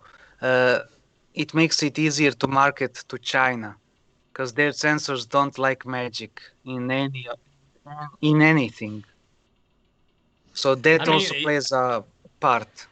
I mean, yeah, you do bring up a good point that a lot of this stuff is consumed by the entire world. So if you kind of play in a certain sandbox, you can make it easily accessible to everybody, and you don't have to worry about censorship or tweaking anything. Yeah. So yeah, that is also true. It does boil down to, as Dušan had said, these larger corporations over time have come in and scooped up all of these properties, and now they can just do whatever they want, and there's no real kickback to it. It just comes and goes, and nobody cares anymore. And it's gotten worse with just how all the stuff that we were made fun of for when we were kids is popular with everybody now. Yeah. So you can't like Yeah. it's so. You know what they should do is what Nathan just said made me think of this. The fact that all these companies have scooped up all these properties and are sitting on them, they ought to go back. Well, not that they have any intelligence to do it, but to give toy lines that were overlooked a lot in the '80s that didn't have because everyone was fighting for bringing back lines like Mask or the Visionaries or Sectars or Dino Riders or Bionic 6 or Brave Star, lines that we all remember but didn't do great because of all the competition. You could bring back Supernaturals. You could bring back Battle Beasts. I mean, all kinds of things that was just like let's push that. Like retire all this stuff if you're not going to give it your all and be unique and creative with it, and do something else for a change. And if that fails, then go back. I still said Dino Riders is something because the Jurassic World movies are popular. Like they still do well, and they're releasing toys now that seem to be sort of selling okay. Dino Riders is just dinosaurs with weapons on them. Who's not gonna like that? Kids would instantly be drawn to that. Why not try it at least? Lasers. Lasers with aliens and snakes riding on top of them. Talk about something that would appeal to the masses. You wouldn't have to worry about certain things, just like a He-Man and a Skeletor clogging the shelf up. Because you can have a wide variety of the same dinosaur. You don't want 10 He-Mans just standing around, That makes no sense. But I bet we'll be to be blamed for the lack of success of Masters of the Universe Origins. Of course. Yeah. I mean, we are handling distribution. Yeah, which I don't. You can't sit here and say, "Hey, we're doing the." God, I know we're regurgitating this again. You can't say we're doing this for the kids. No, the adults are buying it, and then you can't just turn around and blame the adults. Well, you didn't buy this. I thought you loved it. Well, I'm sorry. You can't charge a child's toy. It's going to be $15-$20 like for an action figure. A high dollar big item, you charge a lot of money for. Not for a standard action figure. You don't do that. That's what you charge for adult collectibles. Kind of curious what kids these days are getting for an allowance on a weekly basis, Probably just more minutes on their parents' phone, or hey, you can buy this. More time on the iPad during the week, like that. I think we all know we don't see too many kids. I was in Walmart the other night in Christiansburg, and I saw an adult buying a shitload of Transformers. Just his hands were like this, and only adult I see or anybody buying toys is an adult buying a lot of Transformers from the current. I forgot what the line is, War of Cybertron line or Siege of Cybertron line. Yeah, but it was just I know Dušan will disagree, but I don't mind that Netflix show. Feel free to go ahead and strike me down. Well, you're wrong. Yeah, all right, there we go. That wasn't as harsh as I thought it would be. Nathan was just take it. Yeah, just take it. I'm ready for it. No. Well, let's go ahead and transition, because I don't want us to sit here and be the four grumpy bastards like we usually are. We don't want to give anybody an excuse to leave comments and say, "Oh, you guys are so down on everything. You need to embrace all this new shit, because my kid likes it. And if my kid likes it, then it means then the rest of us should like it." Well, using kids as shields for their own argument. Exactly. It's just grow a pair of balls. Or at least hang a fake pair and pretend you got them. Let's talk about something positive. Joe, I'll pass it to you. What do I have to say is positive? No. See, now you know how he feels when you keep passing it to him. As for me with positive, hey, like I said, I do like the Origins line. I just can't find those suckers. So that's pretty much it. When I go to the store, they're always gone. And if they did expect kids to get them, they can't find them because the adults are one to buy them, and other adults can't find them. So pretty much out of luck. By the way, Joe, don't forget, if they end Origins line in favor of Multiverse line, take off the mask. I know, I made that. But no, trust me, the Origins line is going to go further. It will. I did make that little bet, but you're right. I won't probably hold up my end of the bargain because I'm always. You were. you were supposed to unmask once they exceeded their goal for faking Filmation. So No, I said if they didn't reach 79,000, I said no, I don't remember this. Liar. This is all a figment of everybody's imagination. You but, liar! You but can't yeah, work Grim. your tricks on here. Like I said, Beast Man. Oh, I will make a Biff Beast Man. I promise I'll make the Biff Keep Beast. saying that. Well, you keep saying that. He keeps saying that Tyler's gonna get his Lizard Man. He will. Like, why are you lying to everybody? I'm a pretty good liar. I even sent him correct codes for Lizard Man. And let me get to that. I'm going to say it first. I want to say, people in the chat room, if you have any questions for Grim or us, hit them up right now. We're starting to wrap it up now because we're piling on Joe. Yeah, so no, we got to get out of here. He has to go argue with Mattel. Yeah. No, oh yeah. I told you, I do freak out sometimes when I'm sitting there making one of my customs thinking, what is he going to say? Because one time he was like saying, Joe, the colors should be a little more like this. And I know how you describe the colors for, Photoshop. I was like, I can't do that with paints. I don't have numbers. I have to eyeball and try to get it as close as possible. I was like, fuck, he's going to you better fucking figure it out. Well, if I get the Anti-Eternia Prince Adam, if you show me a full shot of him, I'll try to get as close as possible. I know when I do it, though, he's going to say because that looked beautiful in that short. Yeah. Like, it was awesome. Like, the yellow eyes, the various colors of darkness, like, on him. Like, oh, God. It was cool because it's beautiful. Normally, if somebody was to think of that, it would have been a completely different color scheme, guaranteed. But I always do have things run in my head. I want to make that first just to show how cool it is, but then what if I could show a 2-pack of me making Anti-Eternia Prince Adam, Anti-Eternia He-Man, and they see it and they're like, let's make an official one of those. And I don't know if Grim would get credit, but I'd say, yes, that was inspired from Grim from this cartoon that he did. No. See, I'm trying to help you out, Grim. I'm trying to show some really cool shit, and then it comes back to you tenfold. See, I'm a good guy. Then they would be like, wait, what cartoon? And they go and shut all his shit down. Yeah. That's how that works. Make a phone call to NBC Universal and Dušan disappears. And he's like, thanks, Joe. He's like, look what you did. You showed this fucking figure, and now everything is shut down. Have James and the entire Filmation and He-Man community hating me because they even stopped faking Filmation because of this stupid fucking figure. No, somehow they would just turn all that anger and just blame Tyler for it somehow. There was a question earlier from JSP, and this goes out to Grim. Might it help to add a gradient blur and film grain, maybe 35mm overlay, to the return of Faker to make it look even more vintage? Yeah, I've been thinking of doing that for the VHS release, so it looks like it was transferred from film. That's awesome. Oh, I'd love that. That would be awesome. Now, that would be awesome, especially watching it on an old-style TV, too. But even if you don't, to have that look, damn, that would be really cool. Any other questions, Nathan? Well, you're the one that's supposed to be looking at all this shit. Okay, I just saw it earlier because it was highlighted, and I made it a point in my mind. I'm like, I'm going to go back to that. Okay, I'll try to get this one here. Adam Gabbert said, question for Grim. As a Masters of the Universe fan that you become for yourself, what all things do you own that's Masters related? Unfortunately, I don't own all too many things. From Vintage line, I have only Leech. From Masters of the Universe Classics, I have He-Man, Battlecat, Skeletor, Trapjaw, and Strongarm.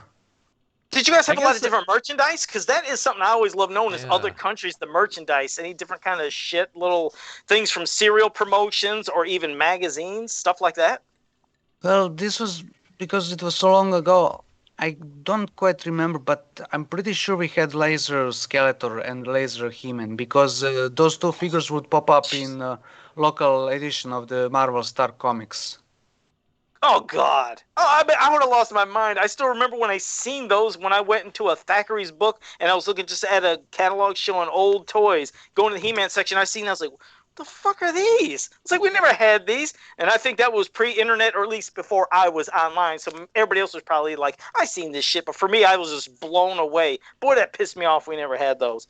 But yeah, and they're so odd. They're so strange figures. Like, it's like a cross between vintage era and new adventures. It's so strange. Like, why did they make that?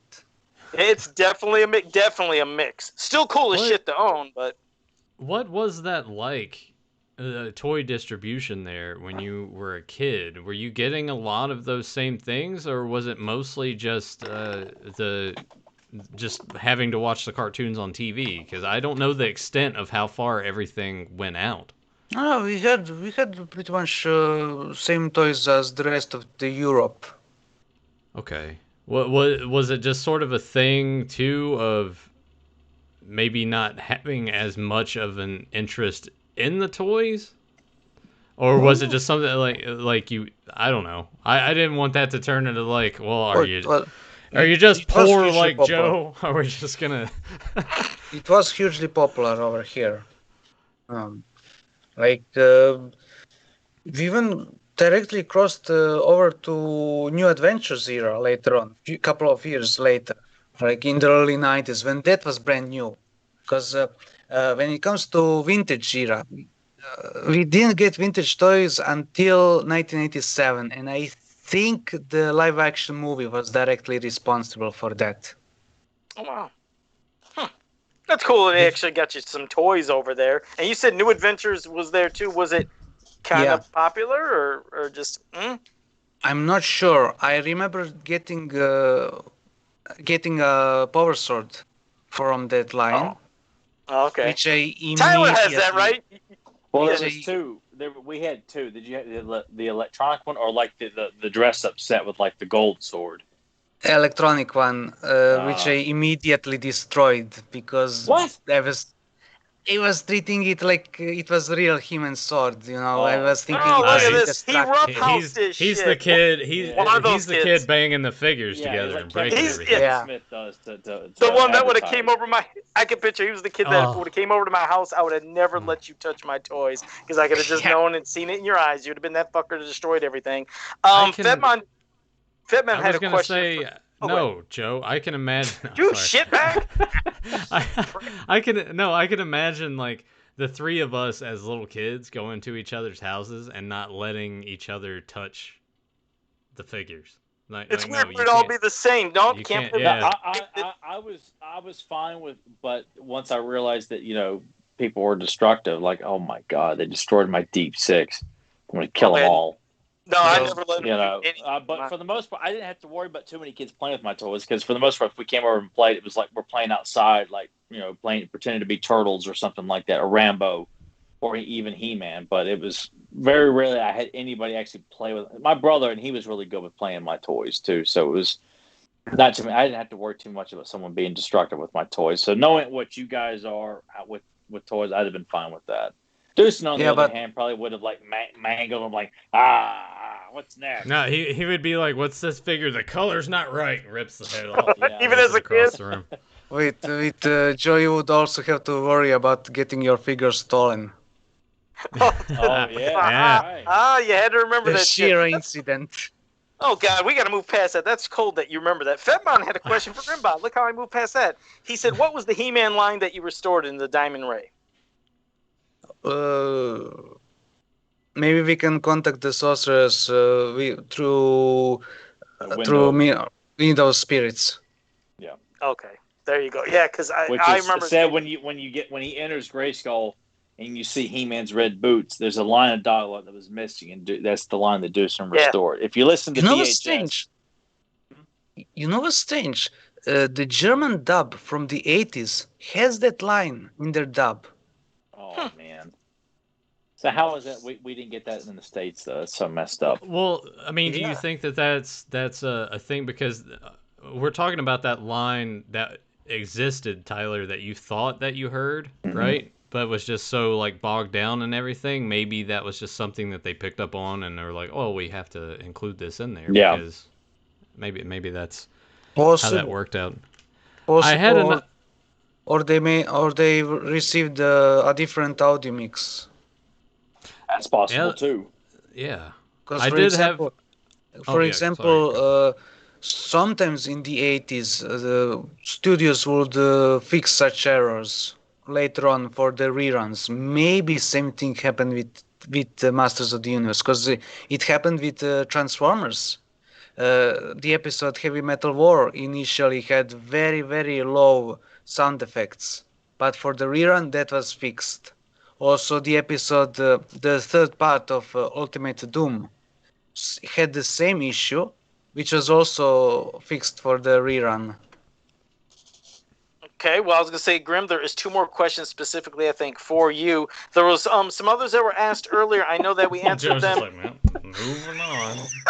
No, I mean, Joe, we answered some. Let me ask Joe. Joe, do you know who appears in the episode Heavy Metal War for the first time? No. All right. So here's 2. I mean, if you asked me the same question, I wouldn't know, but it's funnier that you. I just wanted to make fun of Joe since he was just completely like slamming the door on what Dušan was saying about Transformers. Okay, No, moving on here. Well, I'm helping him out. I'm giving him 2 questions. So I'm not left hanging. Dušan, who appears in Heavy Metal War for the first time? Constructicons. Yeah. There you go. I ain't seen Transformers since I was a kid. You know what we need to do somehow is to like pit Dušan and Tyler against each other in a trivia of Transformers.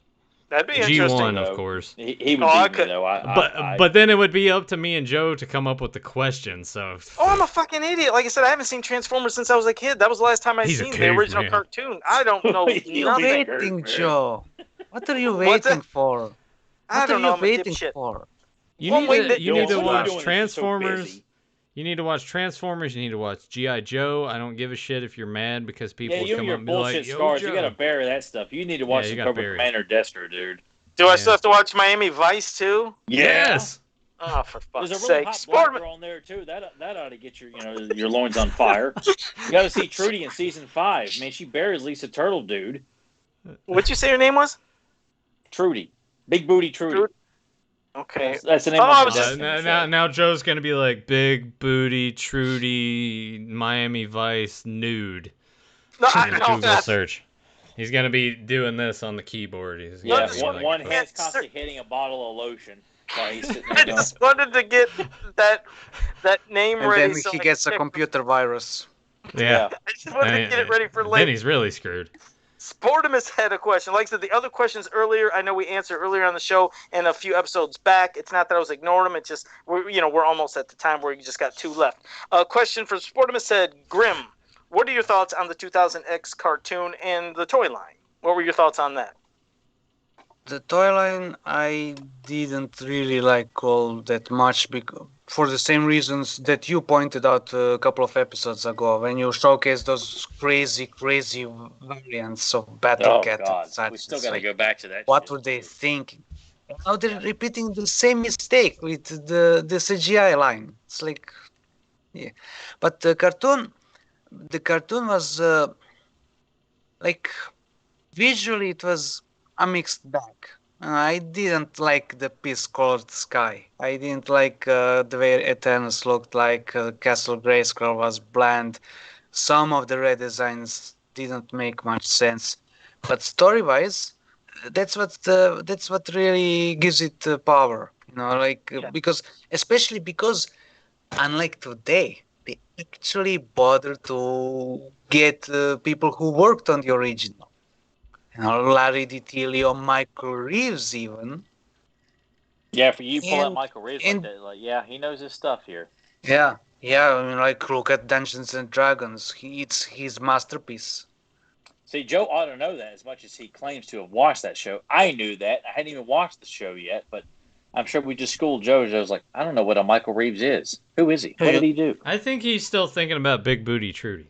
Yeah. You're going to love Dungeons and Dragons animated series because it's one of the best animated series ever made. There Like, are some shit literally, episodes. no There's exaggeration. a long stretch of good episodes, and you're like, oh my God, like who took over the series? Because at one point you're like, man, the quality's just dropped drastically in this series.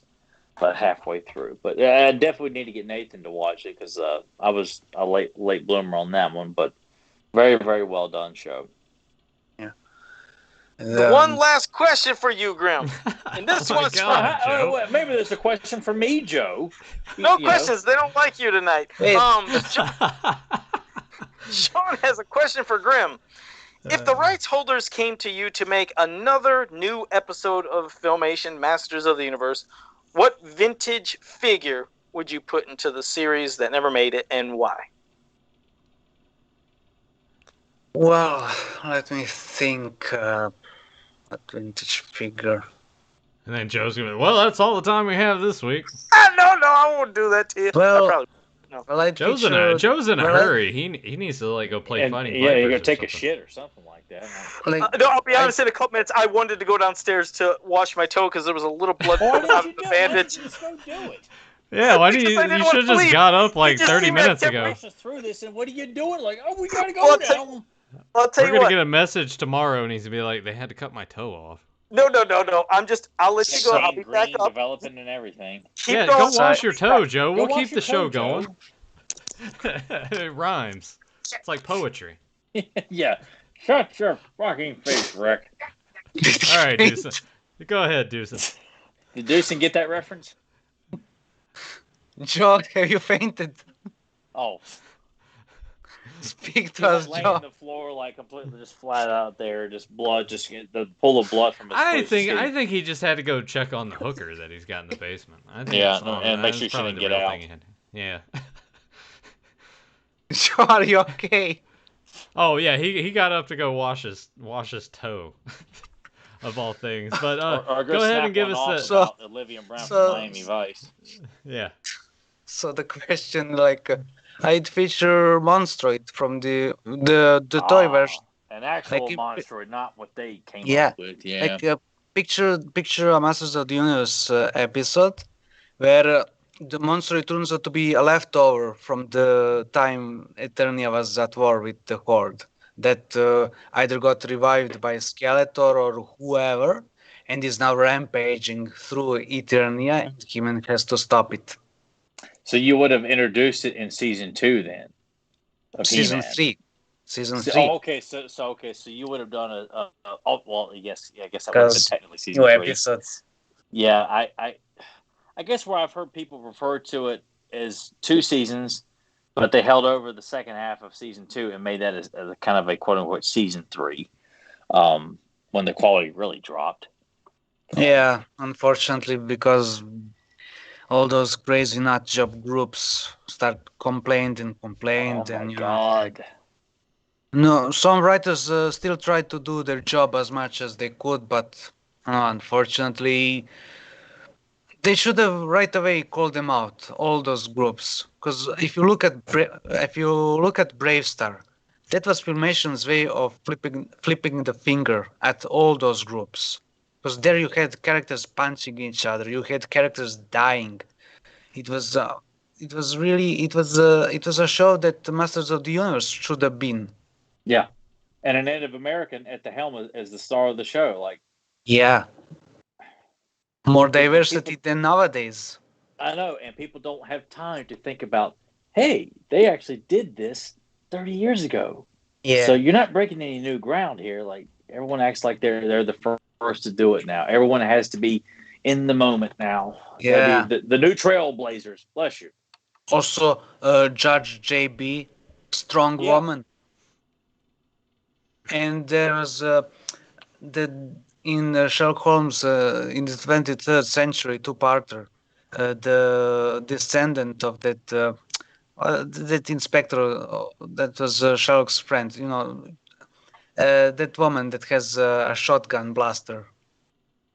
Oh, I can't place it right off, dude. Like if you were to watch the episode, you would go, it's her. Like, I think Nycroft or something. She had blonde hair. I'll have to go and double check because I'm having a blank lot, but I'm okay to admit that I'm drawing a blank here. So yeah, I just kind of wonder if Joe's okay. I'm waiting to hear something off in the distance where he's just like, He's probably like in the bathroom, like in Saul. It's just like, I don't know, picturing like I never saw Saul because it looked like a piece of shit anyway. We're gonna have to try to convince Joe to show his toe on the podcast before. He's not gonna. He won't show his any part of his skin. There was a sound. Here he is. See, he's back. It took him less than 5 minutes. He was like, "You guys need to hurry the hell up, man." Wrap it up. We gotta wait for him to put his earbuds back in. Yeah. I wonder if he washed his hands. Oh, sorry Yeah. about Probably that. not. Yeah, I I washed can it. Just see grabbed the Joe- edge. Let's It's see the Band-Aid. oxidation. Bathroom. It's a little oxidation on it, but Oh my god! I had to double them up. It was coming out a little more than I thought. No, show that again. Blood. Show that again. That's kind of bad, man. Well, it might be worse. I like how it's than just it looks. sticking to the palm of his hand. He's like, look at it. Show us your toe, Joe. Let's see your toe. No. I'm not showing that because I got no. She keeps it in fridge. He's got toenails like Yeah, like corns. Lloyd Yeah. in Dumb and Dumber. Yeah, I He have. has to keep it on ice so it can get sewn together again. Yeah, I didn't put that. I have an antibiotic cream I didn't put on last time, so this time Antibiotic. Biotic, yeah, it should hold it pretty good. It'll be good, but yeah, that everybody just be careful of your web store. And you know what's worse is remember I get three pairs of socks at Dollar Tree that are a multi-pack for I'm sorry, two. It's a 2-pack for $1, and they're cheap socks, but yeah, I guess it was really cheap, cut right through. Oh shit! Sometimes it's 2 for the short. It's like 2 for the short ankle, and sometimes 3 for the long. That's why I was confused. You're the only person on the planet that had that happen. Nobody could say that. What are the odds? But I didn't want that to break. I would rather, it would hurt my foot than have that web store break. That's an expensive staction. And, well, my foot paid for it. My toe did, but it'll heal up. Sorry about that delay. No, we told you to take care of it, dude. Yeah. So it's, I'm all good now. You missed my answer, so watch the rerun. I'll have to watch the rerun. You're going to tell me what I always tell everybody. Okay. Well, were there any other questions, or was there anything you wanted to say in closing, Grim or Nathan? Was there any questions, or what? Fedmon had a question. Who is the girl standing between Orko and Tila in the images that Lieutenant were shown? Andra. Or Andra, Yeah. how you want to pronounce the name. In the name only, of course. Yeah. Yeah, So do you think that was more of a thing to show like, oh, hey guys, here's a obscure character from XY. We got her in here. Yeah. We know what we're doing. Yeah, That was pretty probably much- probably because of that, so they can then dick around that they're the experts. They know what they're doing. But when you look how they handled the designs in general, you ain't shit. Well, is there a closing, Grim, of any projects besides the ones we know of that you will be doing, or if people just want to see your work, or do you have any pages that you can recommend? Obviously, I know you got your YouTube stuff that you show, but go ahead and pimp yourself out like I do. Cheap whore. Well, mainly the project is Return of Faker, that we need to make 9 more minutes. But as for the statement, justice for Joe Amato. I do. I appreciate that. We'll see what happens. But for everybody in the chat room, then hope you enjoyed this episode. It was a blast having you on, Grim. We'll have to do this again. Yep. Won't cut my toe next time. But yeah. So anybody that's new to this channel, make sure you like, subscribe, share, and ring that bell so you can always be notified when we go live. And until next time, have a powerful day. Be silent or be silenced.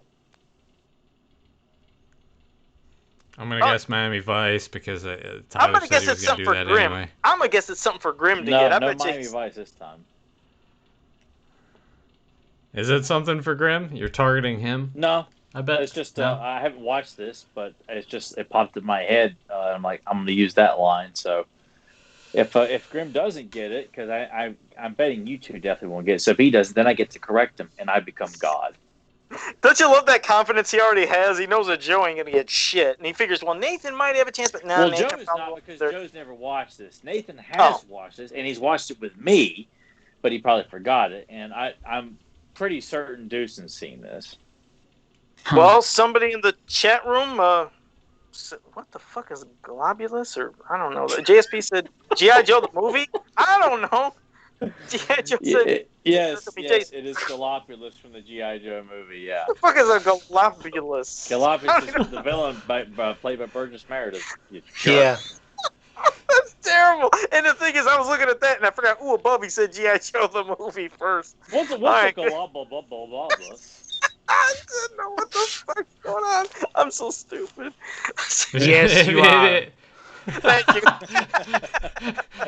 I love it. Don't make Joe laugh more. His toe will bleed. See, I'm gonna auction this off on eBay. You guys Show the bloody Band-Aid again. Just hold it up there. I don't want to keep touching it because it's on my finger, so I don't want to do that Show no the more. sock as well. Joe's Yeah, always got where's hit the Joe sock? all over Joe. So Show the sock. Oh no, the sock Show is the downstairs. sock. Show the sock. That's Show downstairs. the sock. Come on, He's still wearing it. That's why No, you no, can't show it. It's all. See you guys next time. Imagine Joe Show doing us. some sort of like seductive striptease with his bloody sock, you know. That's gross. That's really. Oh, I know, but I imagine Oh, listening to Joe God. Max He with pulls the, Max it up with the and roast it's beef dripping chicks. blood. Oh God. Oh man. All right. Catch you guys next time. No, I don't want to end the show yet. Show us the sock. Show the sock. Show the sock. Wait, I have clean ones. No, I have clean ones on now. It's Well, where's the downstairs. dirty the one? bloody one. Yeah, it's all downstairs. Is it putting the Well, pictures go on get out? it. Wait. I can go get the goddamn sock. I'll post pictures of it Yes. online, though. You sickos. No, right now. What figure are you gonna put beside? What classics figure are you gonna put beside? Well, I'm gonna it? put next to the staction of web stores. Oh Son, wait, it sliced my no, foot. no! I got it, Joe. You take your bloody sock and you put Mosquito with it. Hey! Oh yeah. Yeah, Do especially that. now that Origins Mosquito is coming out. There you go. Okay. Yeah, if you All can right. find it. I'll do. Yeah, I'll do Maybe that someone then. feel sorry for you and send it to you from God knows where. Someone's funny in this country. Right. Oh shit. All right, guys. See you.